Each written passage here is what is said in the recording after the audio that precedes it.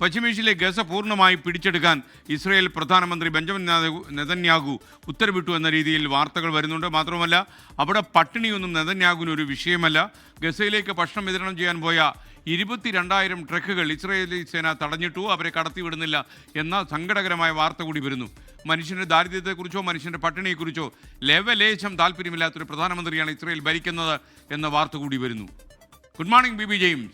Good morning എസ്കേൻ. Hi. ഈ നെതന്യാഹുവിൻ്റെ സേന ഈ ട്രക്കുകൾ തടഞ്ഞിട്ടു എന്ന് പറയുമ്പം പട്ടിണിയെക്കുറിച്ചുള്ള ഒരു താല്പര്യം എന്താണ്?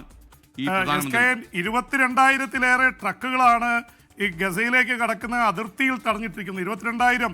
ഒരു ദിവസം 600 ട്രക്ക് വീതം വന്നാൽ അവിടെ പട്ടിണിക്ക് അല്പം ശമനം ചെയ്യാൻ സാധിക്കും.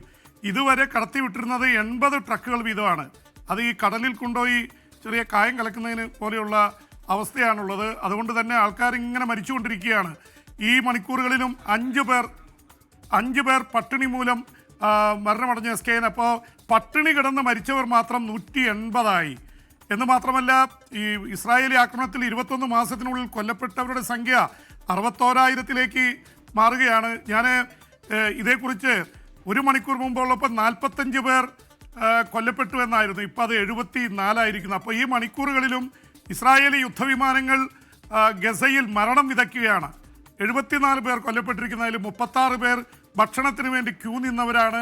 അതിലൊരുപാട് കുട്ടികളുണ്ട്.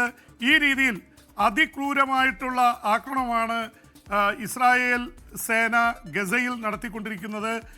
ഇതിനിടയിൽ വെടിനിർത്തൽ ചർച്ചകളൊക്കെ ഏതാണ്ട് പാഴായി എന്ന് മാത്രമല്ല, ഇസ്രായേൽ പ്രധാനമന്ത്രി പുതിയ പ്രഖ്യാപനവുമായി രംഗത്ത് വന്നിരിക്കുന്നു.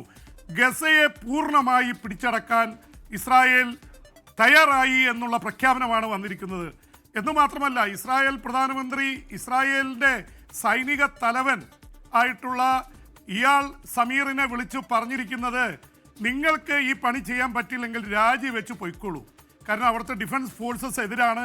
ഇങ്ങനെ മനുഷ്യരെ ക്രൂരമായി കൊല്ലരുത്. ഈ രീതിയിൽ ഇനി ഞങ്ങൾക്ക് മുന്നോട്ട് പോകാനാവില്ല. അവിടുത്തെ പ്രതിരോധ മന്ത്രാലയം, അവിടുത്തെ സൈനികർ എല്ലാം പ്രധാനമന്ത്രിക്ക് എതിരാണ്. പക്ഷേ പ്രധാനമന്ത്രി പറഞ്ഞിരിക്കുന്നത് നിങ്ങൾ രാജിവെച്ച് പൊക്കോളൂ. പണ്ട് നെഹ്റു കരിയപ്പയോട് പാകിസ്ഥാനിലെ യുദ്ധം നിർത്താൻ പറഞ്ഞപ്പോൾ നിർത്താൻ പറ്റില്ല എന്ന് പറഞ്ഞതിനാണ് രാജിവെച്ച് പൊക്കോളാൻ പറഞ്ഞതായിട്ട് ഇതുള്ളത്. എന്തായാലും ഇവിടെ യുദ്ധം ചെയ്യാൻ പറ്റില്ല, അല്ലെങ്കിൽ ഇനി മുന്നോട്ട് ഗസയിൽ ക്രൂരത ചെയ്യാൻ പറ്റില്ല എന്ന് പറയുന്ന തരത്തിലേക്ക് ഇസ്രായേലി സൈനിക തലവൻ എത്തിയപ്പോഴാണ് അദ്ദേഹത്തോട് രാജിവെച്ച് പോകാൻ പറഞ്ഞിരിക്കുന്നത്. സ്കെയിൻ, എന്തായാലും കാര്യങ്ങൾ അതീവ രൂക്ഷമായി തുടരുകയാണ്. അമേരിക്കൻ പ്രസിഡന്റ് ഡൊണാൾഡ് ട്രംപും ഇസ്രായേൽ പ്രധാനമന്ത്രിയുടെ പുതിയ നിഗമനത്തോട് യോജിക്കുന്നതായിട്ടാണ് നമുക്ക് കിട്ടുന്ന റിപ്പോർട്ട്. എന്ന് വെച്ചാൽ ഗസയിൽ പൂർണ്ണമായി പിടിച്ചടക്കണമെങ്കിൽ അവിടെ വലിയ രീതിയിലുള്ള രക്തച്ചൊരിച്ചിലുണ്ടാവും. ഇപ്പോൾ തന്നെ 61,000 പേര് കൊല്ലപ്പെട്ടു, 10,000 പേരെ കാണാനില്ല, പട്ടിണി മരണങ്ങൾ കൂടുന്നു, ട്രക്കുകൾ കടത്തിവിടുന്നില്ല. ഈ തരത്തിൽ ലോകത്തിലെ നരകം ഇതാണ് എന്ന് ഐക്യരാഷ്ട്രസഭ പോലും പറയേണ്ടി വന്ന അവസ്ഥ. ഐക്യരാഷ്ട്രസഭയ്ക്കൊന്നും ഒരു റോളില്ല. ആ തരത്തിലുള്ള കാര്യങ്ങളാണ് എസ്കെയിൻ നടന്നുകൊണ്ടിരിക്കുന്നത് ഗസയിലും ഇസ്രായേലിന്റെ ആക്രമണത്തിന്റെ പിറകിലും. എസ്കെയിൻ, ലോകത്തെവിടെയായാലും ഏത് സമയത്തും 24 വാർത്തകളും ഓഗ്മെന്റഡ് റിയാലിറ്റി പാക്കേജുകളും എക്സ്പ്ലെയിനറുകളും വിശദമായി കാണാൻ ഞങ്ങളുടെ യൂട്യൂബ് ചാനൽ നിങ്ങൾക്ക് സബ്സ്ക്രൈബ് ചെയ്യാം.